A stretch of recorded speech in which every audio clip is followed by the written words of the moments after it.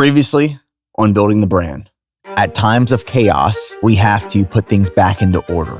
And in this chapter of my life, there was a lot of chaos. And I realized it was my responsibility, it was my doing to put things back into order. It's never too late to pivot, adjust, adapt, and turn chaos back into order. But in January of 2023, I stepped down from the CEO role. Why? Well, to be honest, I lost confidence in myself. When we built the brand in drops, daily deposits, day after day after day for 11 years. And we almost lost the entire brand in 2023 in buckets within months of losing focus. I remember texting my brother, Preston, hey man, we're taking this thing back. We're fixing this. And I had this awakening, this epiphany of how do we get to this point where I'm not the CEO anymore? I'm not leading the business. I'm not in Texas. I'm not with a team. We're distracted. We're unfocused. There's nothing else I can do right now other than just start to fix it. So I flew back to Texas, announced I was coming back as CEO and moving back to Texas. Within that next couple of weeks, I was back in the CEO role. Our house was up for sale. We were closing down our Nashville office. Vision is everything. When it comes to brand building, culture, leadership, you will get nowhere without it. You have to realize that your gut and your intuition deserves more credit than you may believe. And have the belief that you can do the thing, because belief comes before ability.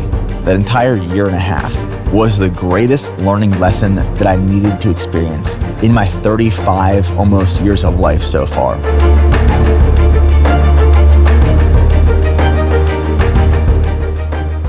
Hello, everyone, and welcome back to another episode of the podcast. This is part of our multi-part series of Building the Brand. This is Chapter 8. Now, the last episode, being Chapter 7, there was a lot in Chapter 7 of our Building the Brand series. This was a hard chapter, but also a very necessary chapter. I learned a lot during Chapter 7 of Building the Brand, as I've shared in the episode.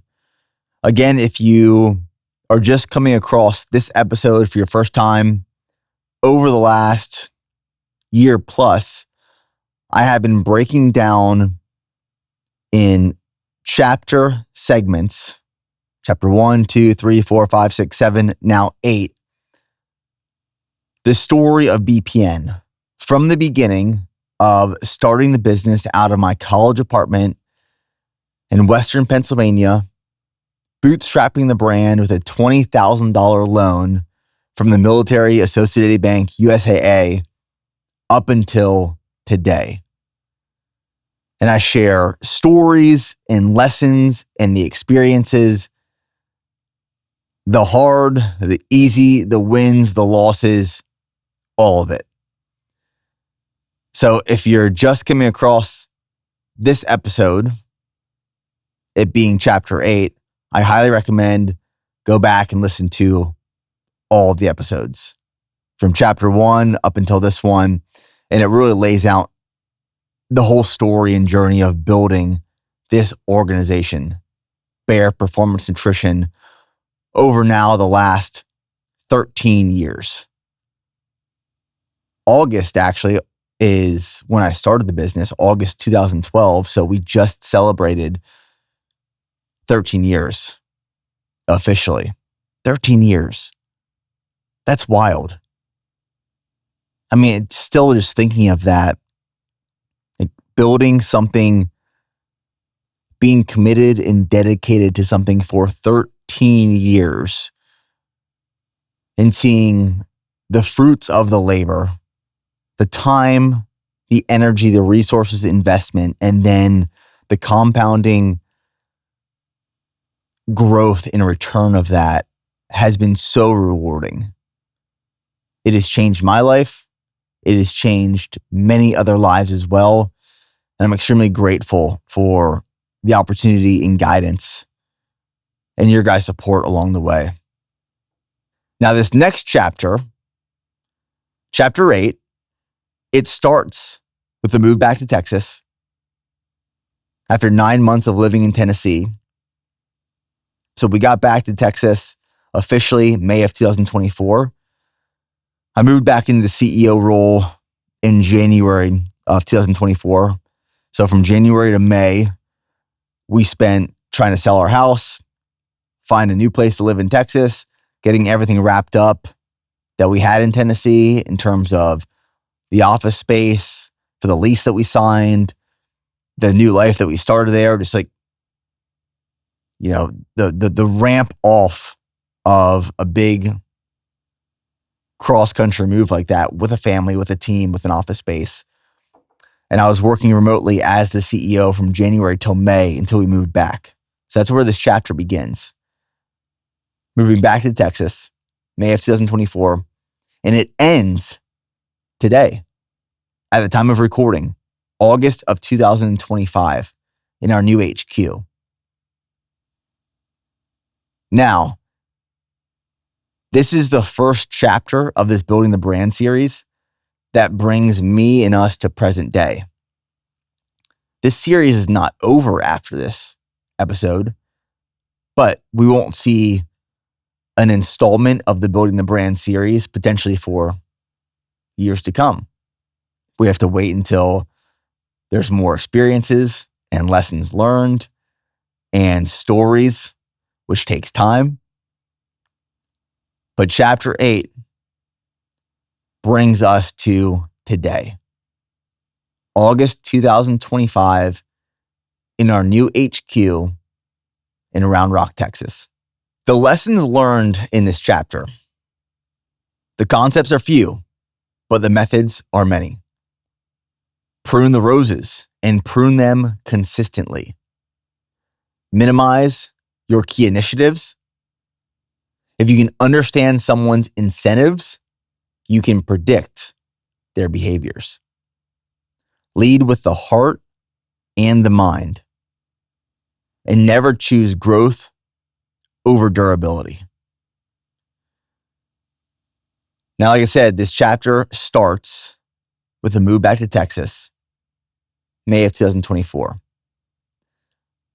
And we picked up right where we left off. What do I mean by that? We picked up right where we left off.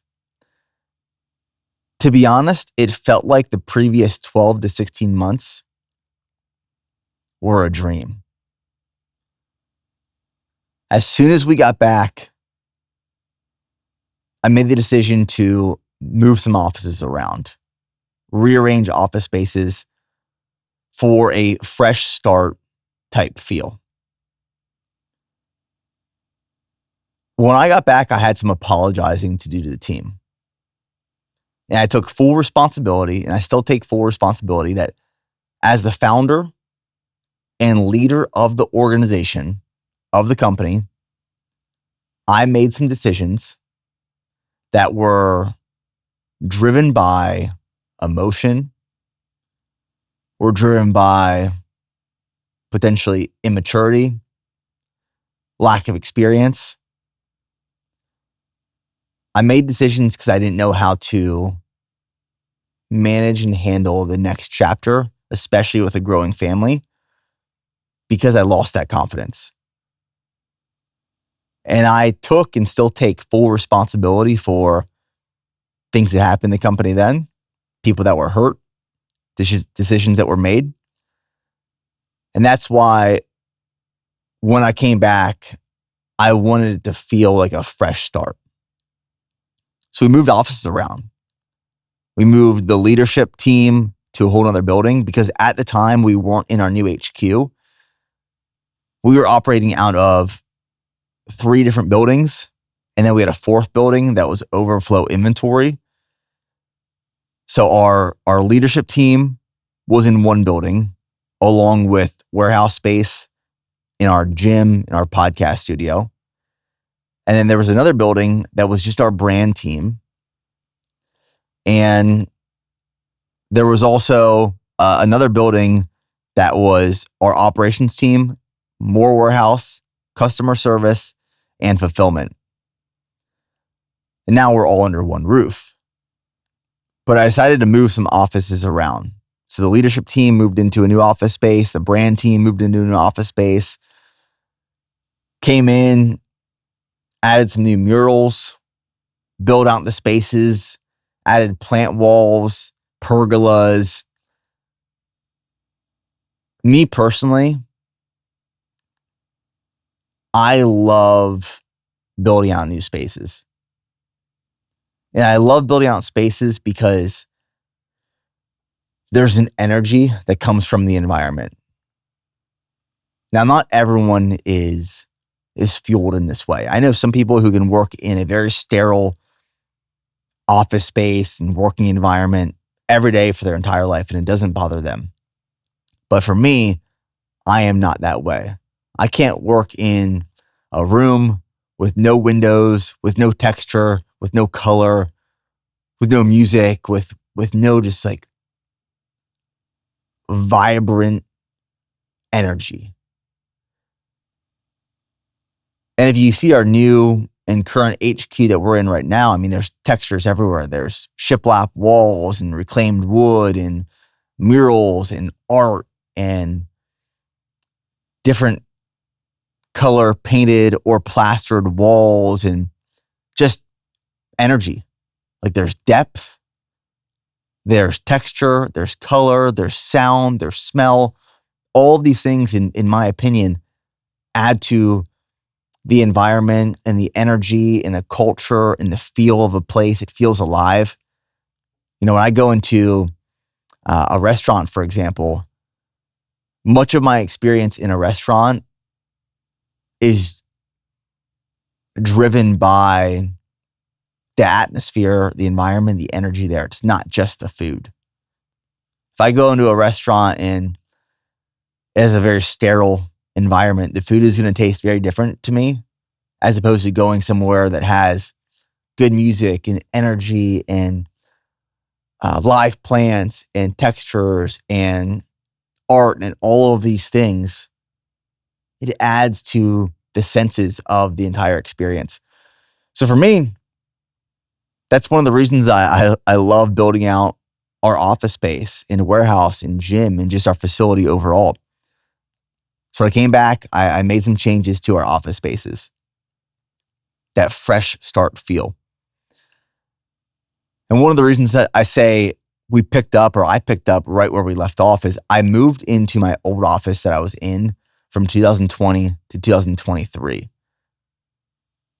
This office for me was where I got some of the most important work done that I contributed to building BPN. Spent a lot of time in that office. In this office, I then passed down to who at the time our brand director was Alex Rodriguez, not the baseball player, different Alex Rodriguez, which is funny because this one time I was telling somebody that our brand director was Alex Rodriguez, and they thought that Alex Rodriguez, the baseball player, worked for BPN. Different Alex. And after I moved down to that office into my new office, before we moved to Nashville, Alex took over this office. And then when I moved back in or came back, I moved the leadership team into this space and I took that office space back.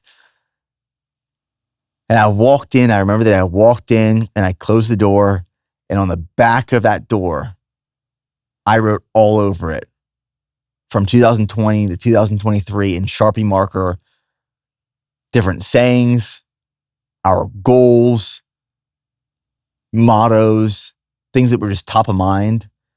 I mean, some of those things that I wrote on that door between 2020 and 2023 ended up being chapters in my book titled Go and More that I launched in June of 2025. Like on that door, it said, doubt is only dangerous when you start doubting yourself. That was a meaningful chapter and section of my book. And that was a significant phrase and motto that changed my life. Doubt is only dangerous when you start doubting yourself. So after getting settled into my old, now new office, and everyone was in their new working spaces, and we had murals back on the walls, and we had texture added, and we brought some life back to the space. It felt like the previous 12 to 16 months were a dream. I vividly remember sitting at my desk, feeling like it was 2022 again, thinking, what just happened over the last nearly year and a half? I stepped down from the CEO role. I moved my family and a small creative team to Nashville. We moved back from Nashville to Austin, Texas. And I'm back in my old office space in the CEO role. It felt like it was a dream, as if it almost was. We picked up right where we left off. There's a lot of parallels between life as a whole, but in this case, specifically building a business and endurance training. And I can't tell you how many times I've said that because it's so true. It's very applicable. Here's what I mean by that. I said that one of the lessons I learned was that the concepts are few, but the methods are many. One of the things that I've learned after working with many coaches over the years for different fitness goals, whether that's marathons, ultras, triathlons, bodybuilding competitions, high rocks, all of those things, and looking over many different training programs and plans, I've learned and realized that most protocols are similar, but have some nuance, and that there's a few concepts that work. In all things fitness, there are a few concepts that work, but the methods to achieve those concepts may vary dramatically in many different forms. The concepts are few, the methods are many.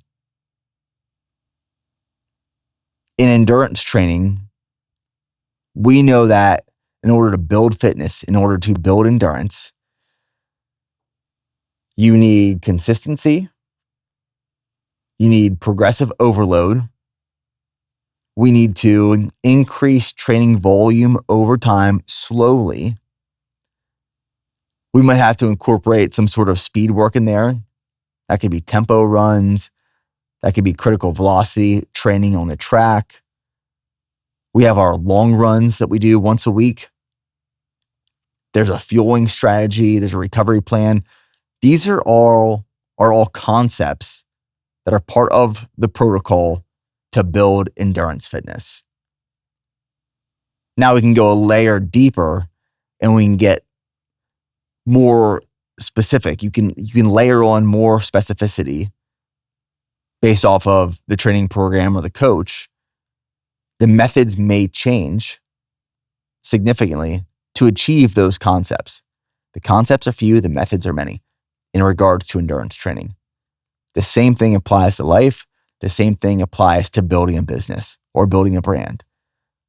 There's a few concepts that work, that are tried and true. And those fundamental principles are applied to leading people, building teams, scaling the size of the business, increasing revenue, maximizing profits, go-to-market strategy for new product development. The concepts are few, the methods are many. And that's one of the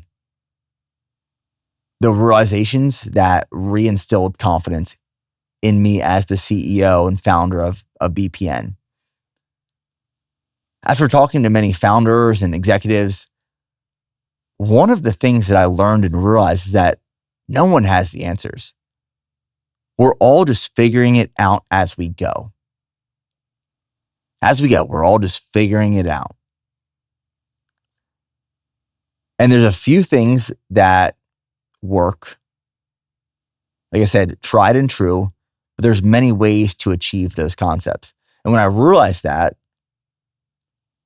I recognized that I have all the tools and skills and resources that I personally need. That's where that confidence was re-injected to build and scale this business and to lead this team and to be the founder and CEO that I want and need to be for this next chapter. Now it's just experimenting and testing these different methods that are applied to the few concepts. One of the books that I read when I was living in Nashville was called Necessary Endings by Dr. Henry Cloud, which was a book that came into my life at the right time, the right moment, and it just made so much sense. And since then, I've read a bunch of Dr. Henry Cloud's books, and I highly recommend them, but especially Necessary Endings. I've shared this book with so many people, and most people that I've shared it with have fallen in love with it. And what I want to talk about in regards to that book is the lesson that I learned: prune the roses and prune them consistently. There are benefits of pruning roses, but also, unfortunately, there are realities, unfortunate realities of pruning the roses as well. Now, Dr. Henry Cloud uses analogy in his book, Necessary Endings, that makes a lot of sense for some of the things I had to do when I came back as a CEO into the business. The way it's explained, think of a rose bush. With a rose bush, every year you have to prune it. So you come in with clippers and you cut away some of the dead stems and thorns and even some of the roses that aren't flourishing and growing. They may be too small, or they may be dying themselves. So you come in and you prune this bush, you cut away. And when you cut all these dead pieces away, the rose bush looks extremely bare and empty. It might look even dead, but you do this so that the healthy roses, the ones that have potential, can grow and flourish. And then you give it a few weeks or months, and that rose bush is once again full and beautiful and thriving again. Because you came in and you removed unnecessary parts of the bush that were holding it back and allow it to grow. There's a lot of benefits to pruning a rose bush, but also when it comes to a business, pruning. And when you come into a business or you're working on your business, you have to prune consistently. You can't do it one time and forget about it. If you pruned a rose bush one time and never did it again, it would flourish after pruning it. But then shortly after that, it would start growing stems and thorns, and it would have dead roses on it and just unnecessary pieces of that bush that would once again hurt it. It'd be negative consequences to that bush. Same thing goes for your life. Same thing goes for a business. You have to prune, and you have to prune consistently. And there's benefits to pruning. When it comes to business, you can get rid of unnecessary systems. You can get rid of unnecessary or lower producing products. You can reduce overhead. You can reduce initiatives that shouldn't be initiative, so on and so forth. You can do so much more when you're working on and doing less. You can do more with less. And you become not only more effective, but also more efficient. Pruning facilitates growth, and it allows the opportunities of value to flourish because they get more attention, they get more resources, they get more time. As a business, when you are focused on less, those things that you are focused on, if they have the attention, if they have the time, if they have the resources, they will explode. or they have the opportunity to explode because you can dedicate more time, resources, and attention to them. An example of this is that we pruned our product line to give more attention to products that were performing better or best. So some of the products we have discontinued in the last year, Endopump, which I know a lot of people are upset about, InFocus, Strong Food, and the Field Bar. We have discontinued these products for various reasons. Some of them just weren't very strong performers. I think naturally, for a product you have developed, you invested time and energy and money into, you don't want to discontinue a product because you've invested X amount of time. But if it's not working, it's not performing, it's not leading, any time, money, or energy you spend on those products takes away from other better performing products. That's some of the reasons we discontinued InFocus, Strong Food, and the Field Bar. They just weren't our best performers, and that we were finding that we were spending time, energy, and resources, money on these products, and it was taking away from other better performing products. Endopump is a kind of a different situation. And I've explained this in the podcast, but we decided that we wanted to hyper focus on endurance within BPN. Endopump is a product that we launched in 2016, maybe. And it's a bodybuilding pump enhancing supplement. And it didn't necessarily fit with the vision of BPN moving in the future. And even though that product performed very well and we sold a lot of it, there was a misalignment between that product, the perception of that product, and what it created for the vision I and we had for the company moving into the future.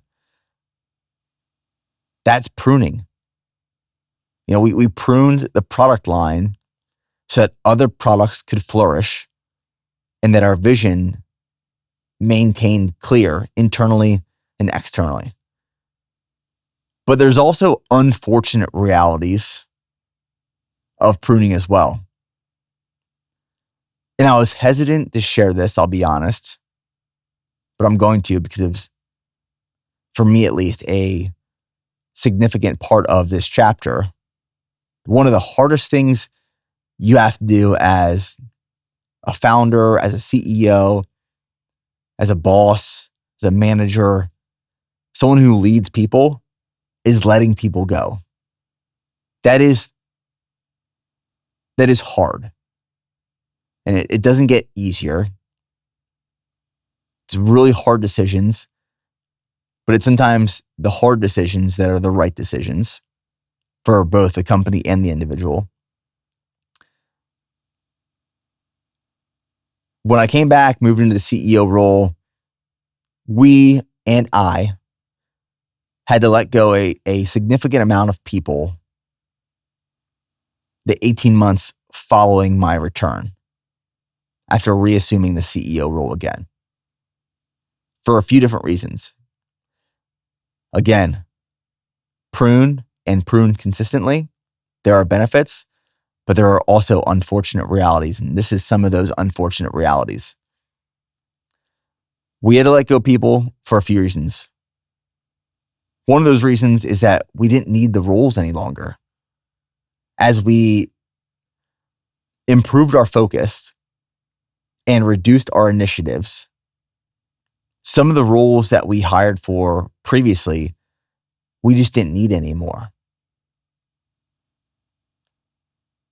Some of those roles weren't aligned with the key initiatives, the new key initiatives that we laid out and selected. For some people, they just weren't culture fits any longer for the organization. They didn't believe in what we were building.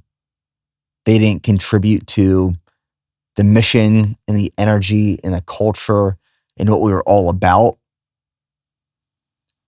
And in some cases, the company outgrew the individual's ability, which those are some of the hardest. unfortunate realities of pruning. When someone has been with the business for a long time and it's been extremely loyal and dedicated and committed, and when the business outgrows their skills and ability, those, in my opinion, are the hardest decisions to make. The ones that you really don't have to, or you don't want to, but you have to. And one of the things that we learned, or at least I learned in EOS. So we implemented EOS, which is the entrepreneurial operating system, a few years ago. We don't today still fully adopt all the principles of EOS, but we still hold on to certain parts of it. EOS, the entrepreneurial operating system. If you're curious, there's 2 books to read. One is Traction. The other one is Rocket Fuel by Gino Wickman. It explains this entrepreneurial operating system that you can implement into your business that I believe is extremely beneficial. And like I said, we used to have it fully implemented, and now we just keep bits and pieces within that we have found works for us. But one of the things that we learned in EOS is right person, right seat. So when you build out your business organizational structure, you don't build it out based off the people you have on the team. You build it out based off of what roles you need for your goals, for your mission, for your vision. To execute all of those things to get to where you want to be, what are the roles? What does that organizational structure look like? And then you look at your team and you say, do I have the right person in the right seat? Are there seats that need to be filled? Do we need to go higher? Do we have the right seat, but the wrong person? And if we have the right seat, but the wrong person, do we have someone on the team already that can fill that seat, that there can be a match? But unfortunately, even if you have the right person, but that seat doesn't exist any longer, or a seat doesn't exist for them, what I learned in EOS, which is hard, but it's true, you cannot create a seat for somebody. It doesn't help either the organization or them. And I had to learn this the hard way. One of the mistakes I made over my career of building a business is, even when I recognized that an individual who was a great person, hard worker, contributed, if they were in a role and that role wasn't needed for the next chapter, I would create a role for them to keep them around. And sometimes by doing this, they're being underutilized. They're not growing personally or professionally. They're not being challenged. You're just keeping them around because you love them and you care for them, and they match the core values and they believe in the mission. But just creating a role for them to keep them around doesn't help them grow. And it's holding them back. And as hard as some of these conversations can be and were over these last 18 months of unfortunately having to let a significant amount of people go, I believe it is best for both parties. And it is a disservice to an individual to put them in a position where they can't grow personally and professionally. Now, one of the reasons we and I had to let a significant amount of people go over the last 18 months, the main reason was because the business moved into a new category of growth in size and scale. And what the company needed and needs for this next chapter is experience, is skill, is a more specific area of expertise. And that's what I found is one of the more and most, and has been one of the most challenging parts of building a company from the ground up, bootstrapping. When you first get started, you need generalists. You just need people who believe in what you're doing and want to be a part of. And you're not making much money, so you can't pay much. And they don't have to have experience, but they just have to believe. And that works for a while. And eventually you start scaling and growing, and you get to a point where you're making more money, you're generating more revenue and profits, and you can reinvest back in the company. And one of the best places to reinvest back into a company is the people. So you start hiring people with more experience and skill and specific training and experience to contribute to where you're trying to get to. And then there's another phase after that where you realize you need more specific skill. You need specialists. And the generalists might not be best suited for the next chapter. Those are hard conversations to have, some of the hardest. But I believe any good leader will make those decisions for the individual, for the team, and for the organization as a whole. But that was one of the realities of these last 18 months, the realities of pruning, as Dr. Henry Cloud explains in his book, Necessary Endings. So when I got back, I sat down with Josh Hawley, our CFO and COO, and we laid out our key initiatives for 2024. And we had 4 of them. The first was get the brand back on track and have continuity with performance marketing. So at the time, the brand was unfocused. The brand was still strong, but it needed to be refocused, realigned. And the focus that we provided was 3 things: performance endurance, go on more, and for the committed. That is what people should feel when they think of and view and watch and purchase from and support BPN. Bare Performance Nutrition is performance endurance. It is go on more and is for the committed. And at the time, our performance marketing strategy looked very different from our organic social strategy. So our brand, organic social, video, photo, look, feel, DNA, it had alignment. But our performance marketing strategy took a different approach. And we were testing all these different types of UGC, or user-generated content, trends, what some of these agencies that we were working with at the time were telling us were best practices for performance marketing. And when we went with the approach, brand back on track, continuity with performance marketing, our ads, if you will, that we run on social, YouTube, connected TV, Google, wherever we're running performance marketing, it should look and feel just like our organic social does. That was one of our key initiatives. Second was build a winning culture, which I'll get into. Third, finalize our current and long-term office solutions. Because at the time, early 2024, we were operating out of those 4 buildings, and we knew that our lease was coming to an end. We were also outgrowing that current space, and we needed a long-term office solution, which now has landed us in our 76,000 square foot facility, all under one roof. And our 4th key initiative was an initial launch into the UK. We know and we knew that we had a huge international audience and that we weren't serving them to the best of our ability. We have a long-term approach to international distribution.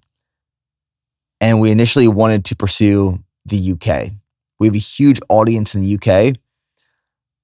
And there's a few different ways to approach international distribution. You can bring on a partner.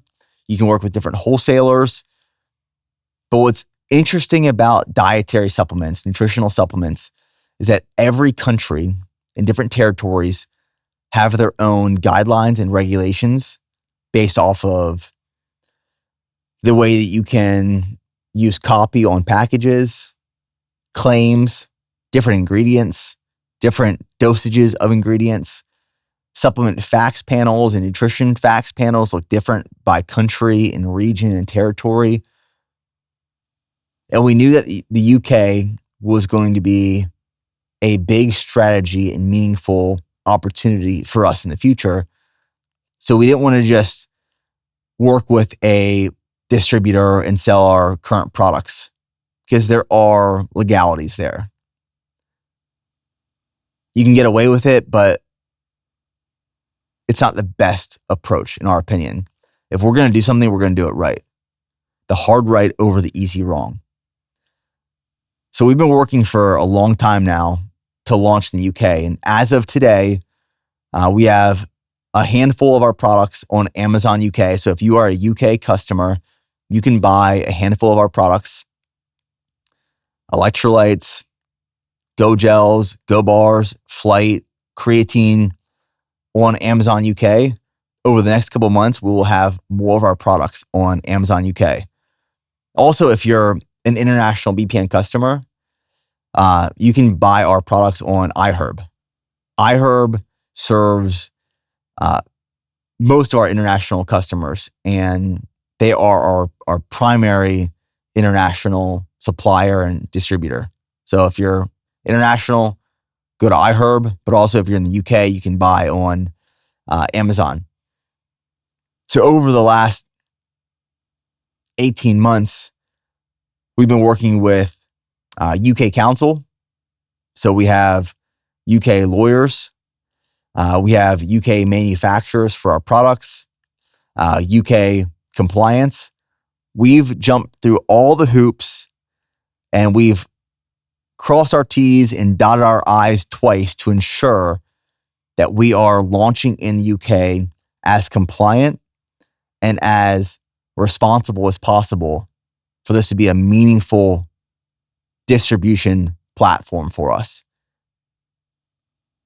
We made that happen.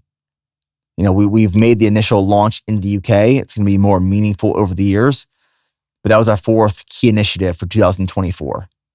In just 3 months after moving back to Texas, baby Nico was born. August 10th, 2024.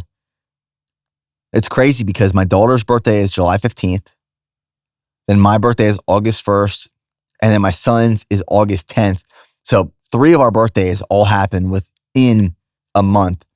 And then Steph's is April 22nd. So she's kind of the outlier. But me and Charlie and Nico, we all just celebrated our birthdays. Charlie's 3, I'm 35, Nico's 1. Happy belated birthday to my beautiful children. But just a few months after moving back to Texas, we were in the full swing of everything. I mean, as soon as we got back, it was hit the ground running and running non-stop. The business got back on track very quickly. We were growing, we were scaling, we were becoming more profitable by the month. BPN was truly thriving. We really hit our stride. I was in the middle of a High Rocks prep and YouTube series. I was wrapping up my book titled Go On More. In the editing process, literally we were in the hospital. Steph was getting ready to give birth to Nico, and I was trying to wrap up the editing process of my book in the hospital to turn in the manuscript because there were deadlines that I had to hit. And Nico came a little early. I think he was like 2 weeks early, 2 to 3 weeks early. So I kind of like laid out my timeline of I have to have this book turned in, the manuscript completed for when Nico was supposed to be born. He was born early, so I'm in the hospital trying to get this manuscript done to turn into the publisher and the editors so that when Nico was born, we could just be with family for a little bit. At this time, we were in a rental house while we were waiting for our house to be finished. We came across a house when we got back to Texas, and it was like 60% completed. It was a house that got started and then abandoned, and the builder started it, and there were some issues with the builder's company, and the whole project was abandoned. And there was this house we found that was sitting for about 2 years.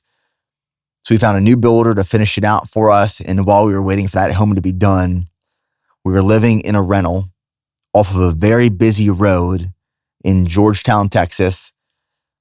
And as many of you probably know, during this just crazy season of life, back in the full swing of everything, business is thriving, newborn baby at home, just finished a High Rocks prep and YouTube series, building out a house, getting ready to move into our new HQ and finish up that project. I was running one morning off this main road from the house we were renting. I got hit by a car while I was running. I know I just like threw that out of nowhere potentially, but I felt like I had to include this in this chapter because it was a life-changing experience.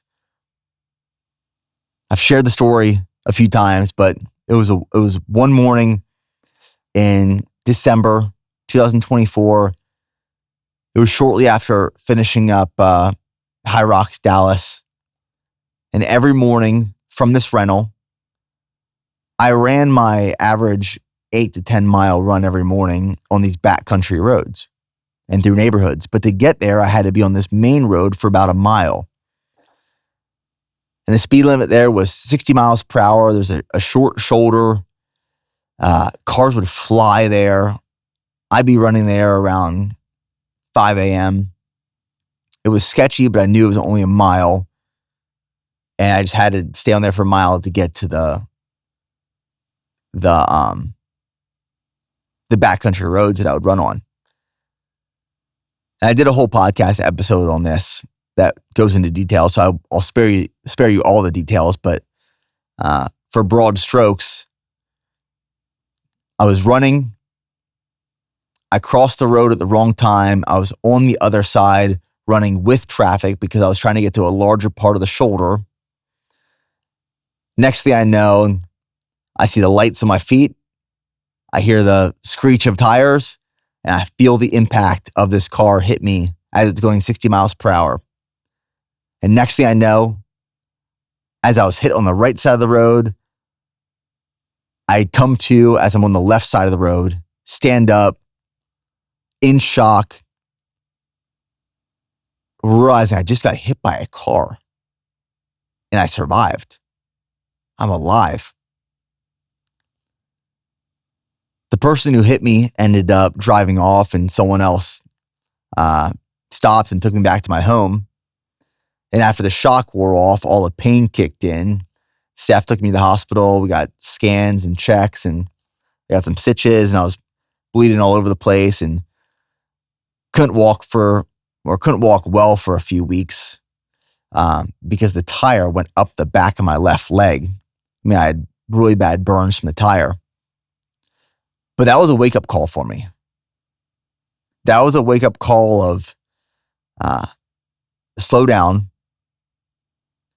recognize what you have been given, be grateful,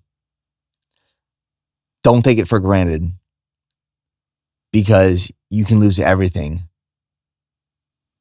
in a second's notice. That shook me up a lot, and that put my entire life into perspective. I remember that night, the night it happened, and I was giving Charlie a bath within our bedtime routine.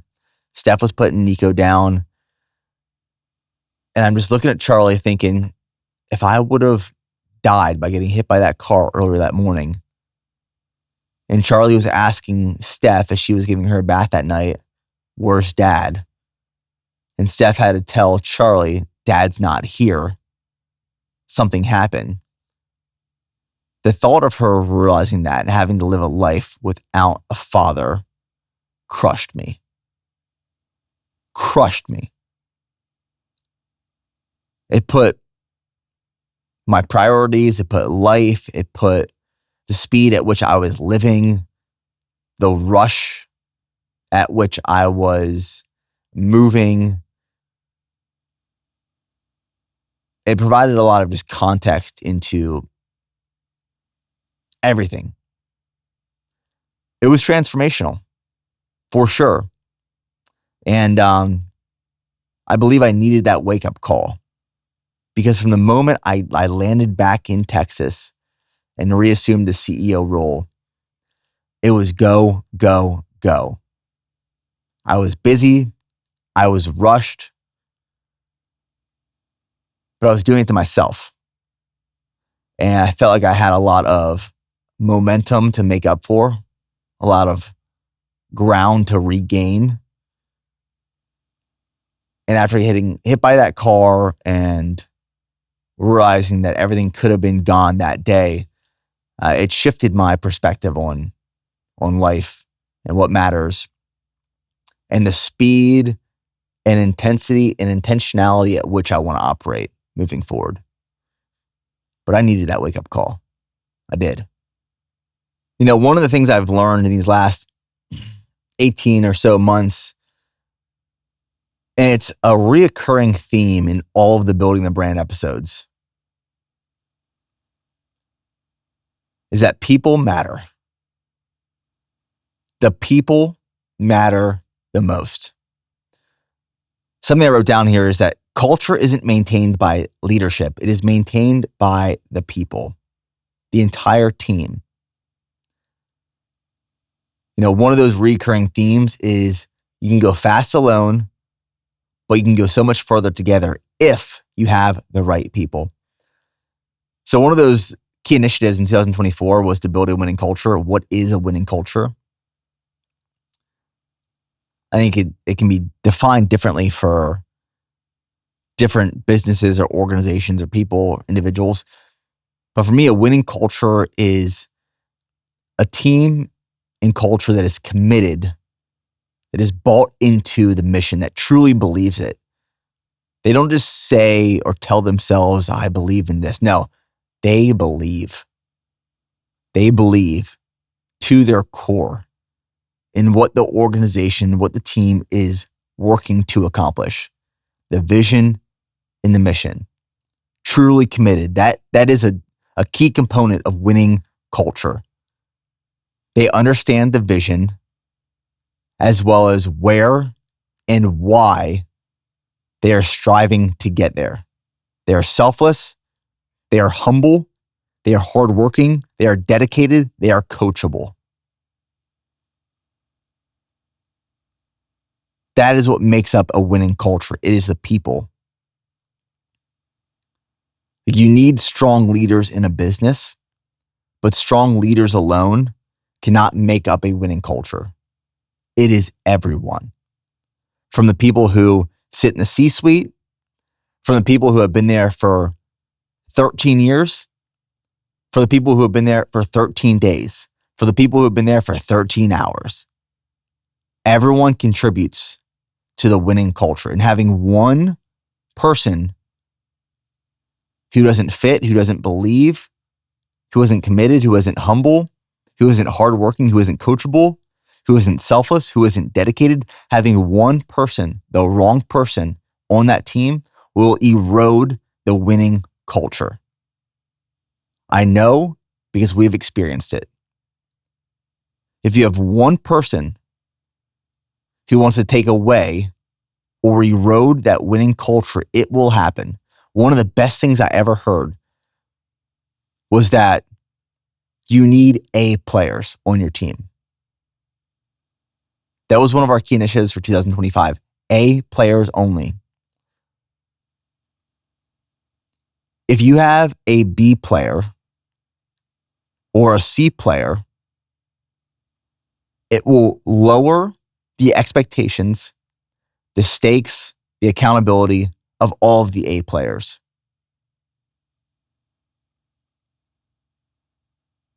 If you have a C player,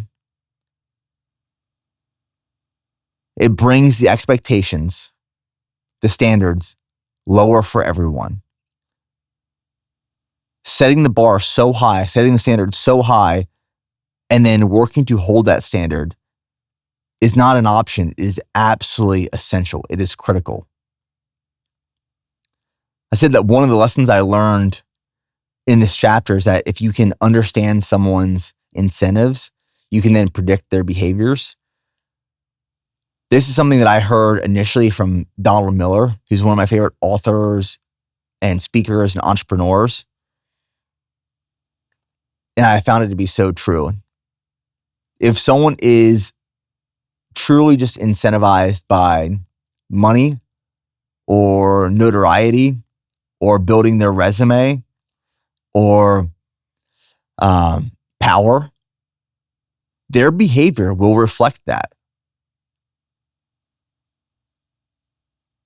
Now, you might be able to say, yeah, well, everyone is motivated by different things. And that is completely true. And that is completely okay. But as the leader of an organization, you have to recognize that. That, yeah, people are motivated by different things, but that will shift the culture of an organization. If half the people are just motivated, they're only there for the money, the notoriety, as something they can put on their LinkedIn or their resume, and they don't believe in the mission, they don't believe in the culture, they don't believe in what you're trying to accomplish or who you're trying to impact, that will take away from the culture. Their behaviors will reflect that. And vice versa. If you have people who are on the team for the right reason, they want to create impact, they want to help people, they want to save lives, they want to create products that help people reach their goals, their behaviors will reflect those incentives.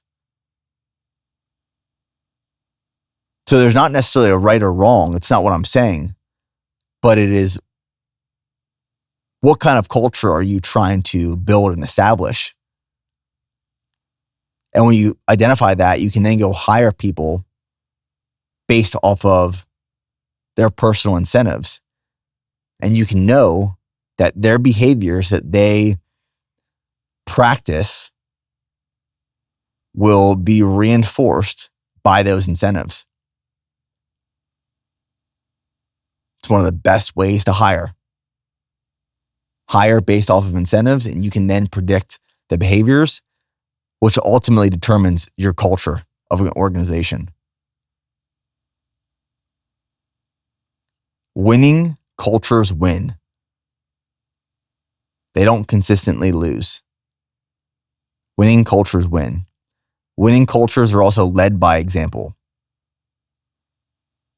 People who lead by example, people who lead winning cultures, they don't just tell the team, they don't just tell their departments what to do or how to do it. They show them the right way, the only way, the example. Show, don't tell. That is something we've said for years now here at BPN, and I can't reiterate how important that is. Show, don't tell. We apply that to leading teams, building business, creating content, documenting these preps, these stories. Show, don't tell. So one of the lessons I said I learned was that you need to lead with the heart and the mind. And as I was thinking about this, something that came to mind was that brand building is all about leadership, leading. And one of the things that I've known forever, but that has been reinforced, I don't want to say forever, I've known for a long time, but that's been reinforced over these last 18 months is to lead with the heart and mind. The heart and the mind. As a consumer brand, especially around performance nutrition, performance endurance, health, wellness, recovery, there's two aspects of building a brand, and something that we are always trying to straddle and that we are mindful of.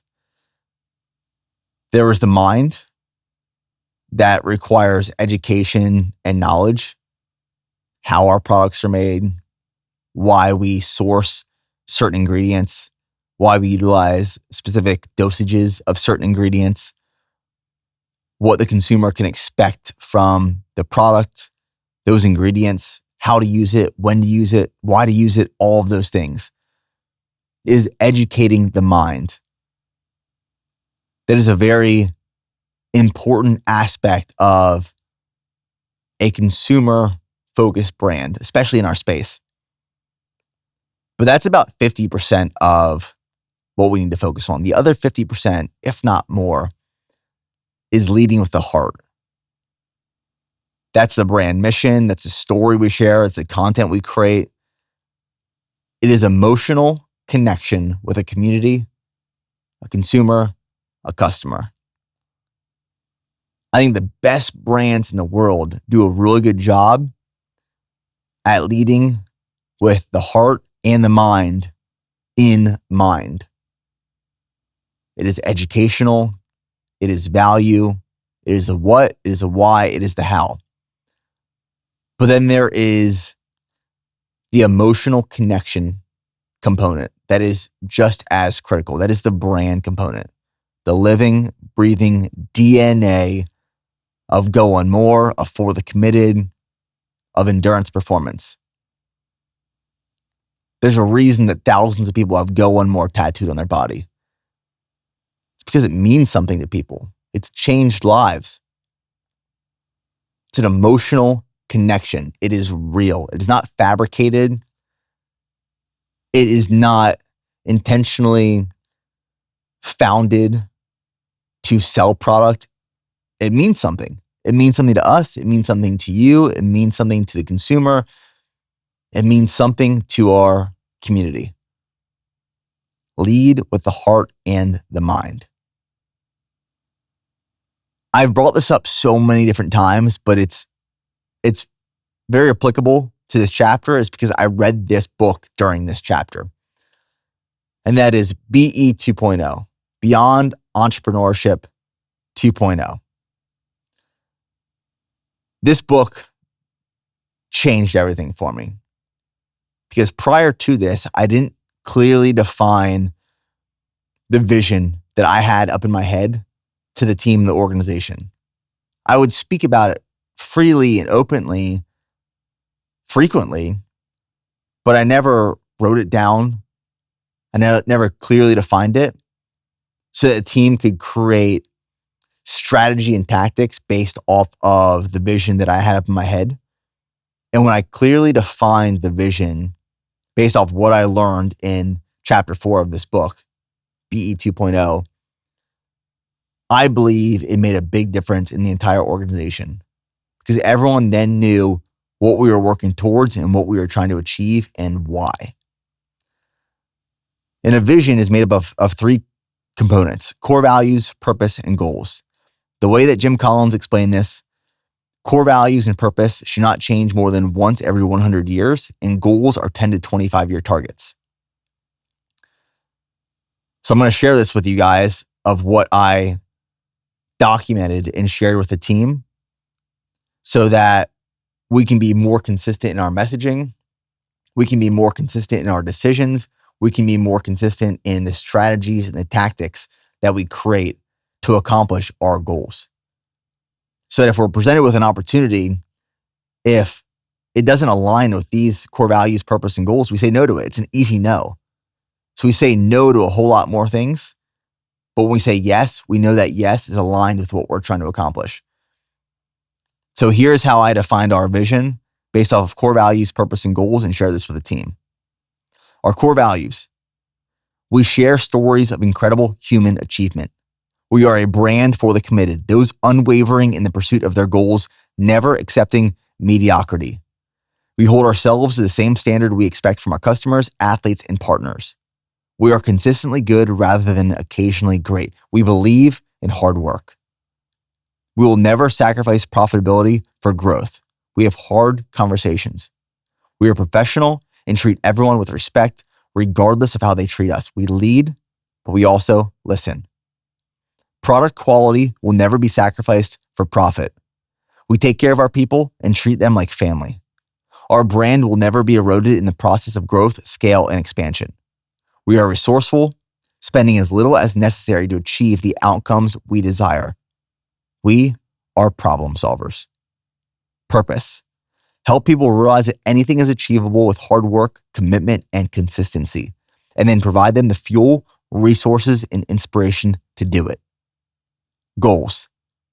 Become the most recognized and respected endurance consumer brand in the world by 2035. Sell the most endurance gels in the world by 2035.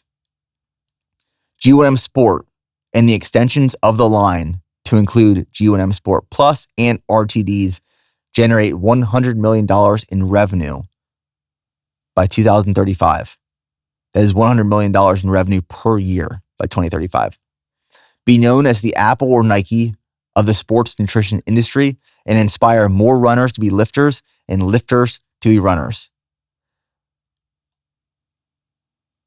Creating that vision statement, which is the combination of heart and mind, I believe made one of the biggest impacts on the business in 2025. And I have to give all the credit to Jim Collins from BE 2.0. Because after reading that book, I realized I didn't clearly and have never clearly defined our vision. And the team requires that to operate independently from me in a decentralized leadership manner and execute with confidence that they are doing something that is aligned with the purpose, core values, and goals of our organization. And now, as we come to the summer of 2025, these last couple months that we have lived and experienced, I would argue the most successful summer of BPN history, the most successful month stretch of BPN history. But it was from the result of just compounding consistency over the years. All of the things that we experienced, the projects, the races, everything this past summer that I'm about to share, it was the result of focus and compounding consistency over 13 years. So none of these things happened because of one decision. None of these things happened because of 1 month. 13 years have led to all of this. So we hosted the Go One More Ultra in May of 2025, which was a viral race. It wasn't intended to be a viral race, but it turned into a viral race at Bear Ranch. It was a last man standing style race. 2 runners, Kim and Kendall, battled it out for 235 miles. 4.2 mile loop that restarted every hour on the hour until there was 1 person left, but there were 2 people left in this case because a wild storm came through and made it impossible to continue the race. So it ended up in a shared win between Kim and Kendall. That film will be released, the Go One More Ultra film, September 5th, 2025. And we'll be launching the Go One More Ultra of 2026, which will be hosted again on Bear Ranch in April of 2026. This race went viral for us, in my opinion, because over the years we have chose durability over growth. So many brands and businesses choose growth over durability. Let's make this decision, even though it's not the right brand decision, because we're going to make a few extra $1 million here, or we're going to squeeze a few extra points of margin here. We can become a little bit more profitable here. So they make decisions for growth and sacrifice durability. And I believe that the best businesses and brands, and I humbly include BPN in that, continue to grow at a healthy rate year over year because we pursue durability over growth. It's a long-term play. We make decisions that set us up for the long term. And one of the reasons I believe the Go One More Ultra went viral in the way that it did, because there have been many other wild, crazy endurance ultra races around the world. There are many last man standing style races or backyard ultras every year. But this one went viral for us because of the way the brand has been positioned over the years, the work that we have put into storytelling and documenting, our shift to performance endurance over these last 18 months. Everything was kind of primed for us to have this opportunity to experience large scale awareness and exposure from a race like this. It's because we pursued durability over growth. Also, this past summer, I launched my book, Go One More, which became a New York Times bestseller.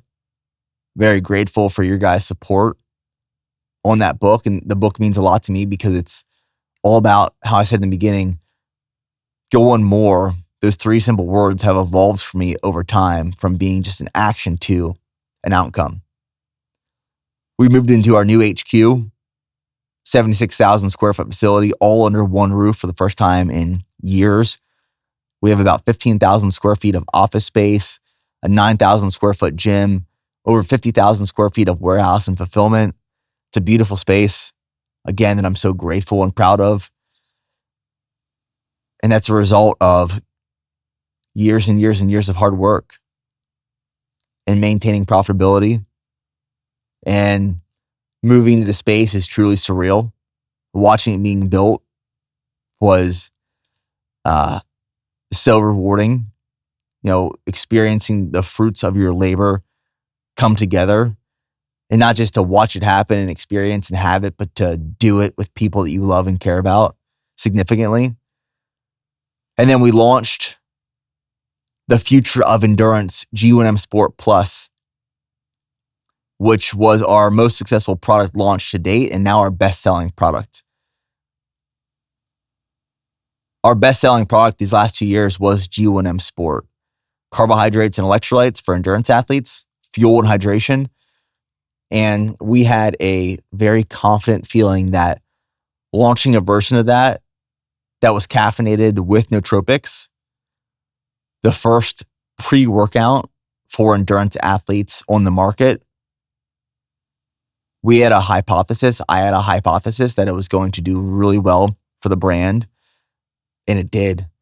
And once people started trying it and experimenting with it and using it for their training, realizing how good of a product, how great of a product it is, it's performed very well for us. And very quickly, within weeks, became our best-selling product, which is huge for us. The summer of 2025 was a big win for the team and felt really good. And even more so, just moving back to Texas after the move to Tennessee and moving back into the CEO role, all of those decisions, the right and the wrong, being back in the office, leading the team again, made all those decisions worth it. But then a year later, having experienced the summer of 2025 that we did, big wins and success, it's great, but it's even greater, it's even better, it's even sweeter when you know it's the result of a lot of hard work from a lot of people who have committed their professional career to contribute to a mission that was started 13 years prior and is still living and breathing and impacting. So that leaves us to where we are right now.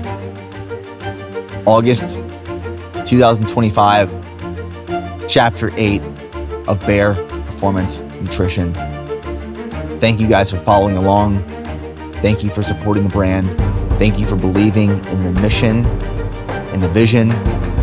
I appreciate you guys. I love you. And as always, go one more.